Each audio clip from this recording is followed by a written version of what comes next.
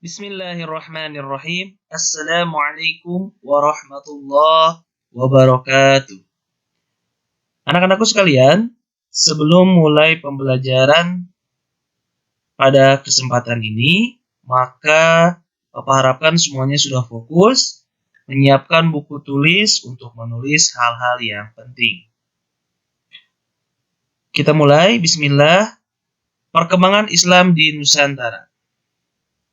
Pada perkembangan Islam di Nusantara atau pada bab perkembangan Islam di Nusantara ini, kita akan mempelajari hal-hal penting yang mesti diketahui secara umum oleh orang Muslim. Yang pertama, kita akan mempelajari teori masuknya agama Islam ke Nusantara, kemudian cara-cara masuknya agama Islam di Nusantara, kemudian kerajaan Islam di Nusantara, dan terakhir, pelajaran yang bisa diambil dari pembelajaran bab ini. Kita mulai dari yang pertama, teori masuknya agama Islam ke Nusantara. Banyak sekali teori tentang masuknya agama Islam ke Nusantara. Akan tetapi, hari ini kita akan tampilkan 3 teori besar. Yang pertama, teori Islam datang dari Mekah. Ini mengatakan bahwa agama Islam itu datang langsung oleh orang Arab sana, daerah Mekah, yang sampai ke daerah Nusantara, yakni pada awal masa kenabian atau ke abad ke-7 Masehi, sekitar 615-620 Masehi. Teori ini dikemukakan oleh Profesor Dr. Hamka atau yang kita kenal dengan Buya Hamka dalam bukunya Sejarah Umat Islam. Selanjutnya, teori Gujarat atau India ini menjelaskan bahwa agama Islam itu dibawa oleh orang Arab yang sudah menetap di India pada abad ke-13 Masehi. Sangat berbeda jauh dengan tadi teori yang pertama bahwa agama Islam itu datang pada masa awal kenabian atau sekitar 615 Masehi atau kita katakanlah abad ke-7 Masehi, sedangkan ini mengatakan yang kedua teori Gujarat adalah pada abad ke-13. Nah, teori ini diungkapkan oleh Bijnepal dan Snowconian. Kemudian ketiga teori Coromandel dan Malabar itu mengatakan bahwa agama Islam ini dibawa oleh orang Arab yang sudah menetap di Coromandel dan Malabar, sekitar daerah India, nama daerah India di situ, pada abad ke-13 juga.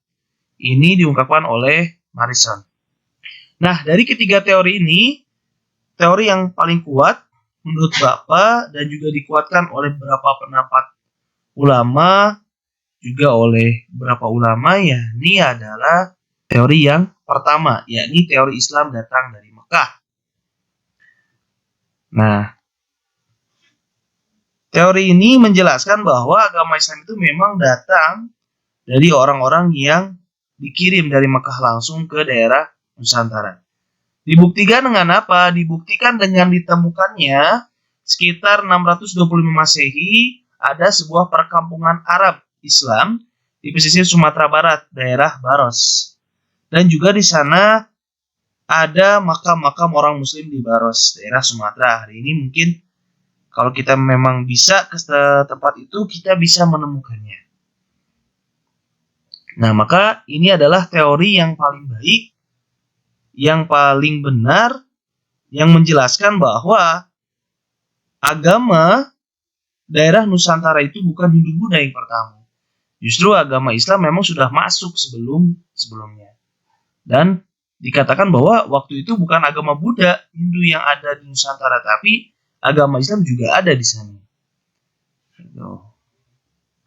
Selanjutnya, cara-cara masuknya agama Islam di Nusantara. Yang pertama, dakwah, sudah jelas ya. Pada masa awal kenabian, menurut teori yang pertama tadi, ada beberapa orang yang memang berhijrah ke sana ke daerah Nusantara dengan tujuan berdakwah, dengan cara menyebarkan agama Islam. Yang kedua, melalui perdagangan, kemudian melalui pendidikan, melalui kebudayaan, kemudian perkawinan, dan terakhir kerajaan. Yang mana setelah banyaknya orang-orang yang masuk dalam agama Islam, maka muncullah kerajaan-kerajaan Islam. Ini adalah cara-cara masuknya agama Islam. Jadi tidak ada agama Islam itu masuknya lewat kekerasan, lewat peperangan, tidak ada. Agama Islam masuk ke daerah Nusantara dengan damai, dengan membawa prinsip perdamaian, dan bahkan masuknya pun mudah. Cukup dengan mengucapkan 2 kalimat syahadat. Seperti contoh dengan kebudayaan, dulu para wali melalui wayang, kemudian acara-acara adat gitu kan ya, kayak tampilan-tampilan wayang itu, mereka boleh melihat wayang dengan syarat mengucapkan 2 kalimat syahadat. Itulah cara-cara yang memang damai, cara-cara yang baik disebarkannya agama Islam. Nah, buktinya muncullah kerajaan-kerajaan Islam. Ya, di sini adalah 7 kerajaan Islam tertua di Indonesia. Yang pertama, Kerajaan Perlak tahun 840 Masehi, yang mengindikasikan bahwa secara logika pasti nggak mungkin tahu-tahu ada kerajaan.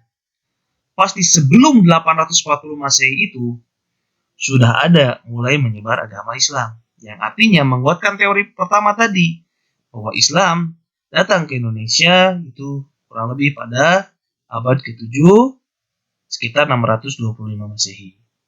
Nah, ini berikut kerajaan-kerajaannya: Kerajaan Perlak, Kerajaan Ternate, kemudian Kerajaan Samudra Pasai, dan Kerajaan Pagaruyung, daerah Sumatera Barat, kemudian Kerajaan Malaka, sekitar daerah Malaka, Malaysia, Riau, kemudian di Cirebon ada juga Kerajaan Cirebon yang di bawah pimpinan Sunan Gunung Jati, di daerah Jawa Barat, kemudian Kerajaan Demak yang menjadi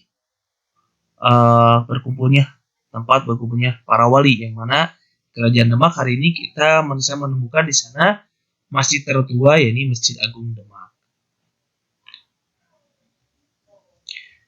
Pelajaran yang bisa diambil dari bab ini bahwa yang pertama, agama Islam itu menyebar bersama dengan agama Hindu dan yang lainnya.